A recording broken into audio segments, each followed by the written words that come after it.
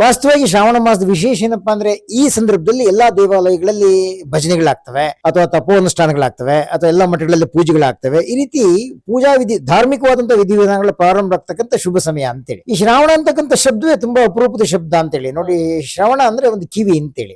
ಈ ಶ್ರಾವಣ ಮಾಸದಲ್ಲಿ ಕಿವಿಗೆ ಅತ್ಯುತ್ತಮವಾದಂತಹ ಅದು ಭಜನೆಗಳಾಗ್ಲಿ ಕೀರ್ತನೆಗಳಾಗ್ಲಿ ಬಿದ್ದದ್ದೇ ಆದ್ರೆ ಮುಂದೆ ಬರ್ತಕ್ಕಂಥದ್ದು ಇದೆಯಲ್ಲ ಅದು ಭಾದ್ರಪದ ಅಂತೇಳಿ ಮಾಸ ಅಂತೇಳಿ. ಆ ಭಾದ್ರಪದ ಮಾಸ ಅಂದ್ರೆ ಆ ಮಾಸದಿಂದ ಭದ್ರವಾದಂತ ಪಾದ ಊರ್ಬೇಕು ಅಂದ್ರೆ ಶ್ರಾವಣ ಮಾಸದಲ್ಲಿ ಸಚ್ಚಿಂತನೆಗಳು ಶರೀರದ ಆಳಕ್ಕೆ ಇಳಿಬೇಕು ಅಂತಕ್ಕಂಥ ಒಂದು ದೂರದೃಷ್ಟಿಯ ವಿಷನ್ ಇದೆಯಲ್ಲ, ಅದು ನಮ್ಮ ಪೂರ್ವಜರು ಇರತಕ್ಕಂಥ ಒಂದು ಅದ್ಭುತವಾದಂತ ಪರಿಕಲ್ಪನೆ ಅಂತೇಳಿ. ಆ ಪರಿಕಲ್ಪನೆಯ ಆಧಾರದ ಮೇಲೆ ನಿಮ್ಮ ಸಂಸ್ಥೆಯನ್ನು ಒಳಗೊಂಡಂತೆ ICT ಟುಡೇ ಸೇರಿ, ಮಾಧ್ಯಮ ಸಂಸ್ಕೃತಿ ಪ್ರತಿಷ್ಠಾನ ಮತ್ತು ಅಖಿಲ ಭಾರತೀಯ ಸಾಹಿತ್ಯ ಪರಿಷತ್ ಸೇರಿ ಈಗಾಗಲೇ ಹಿಂದೆಲ್ಲ ಮಾಡ್ತಿದ್ವಿ. ಇದ್ರ ಶುಭಾರಂಭವನ್ನ ನಮ್ಮ ಚಿಕ್ಕಮಗಳೂರಿನ ಜನಪ್ರಿಯ ಶಾಸಕರಾಗಿರ್ತಕ್ಕಂಥ HK ತಮ್ಮಯ್ಯನವರ ಮನೆಯಂಗಳದಿಂದ ಪ್ರಾರಂಭ ಮಾಡಿ 30 ದಿನಗಳ ಕಾಲ ಇದೊಂದು ಜ್ಞಾನಯಾನ ಇದ್ದಂಗೆ, ಅರಿವಿನ ಹರವನ್ನು ವಿಸ್ತಾರ ಮಾಡತಕ್ಕಂಥ ಒಂದು ಪ್ರಕ್ರಿಯೆ ಅಂತೇಳಿ. ಹಾಗೆ ನಮ್ಮ ವಿಶಿಷ್ಟ ಅಂತೇಳಿ, ನಮ್ಮ ನೆಲದ ಸನಾತನವಾದಂತಹ ಸೂಕ್ತಿ ಅದು ಅಂತೇಳಿ.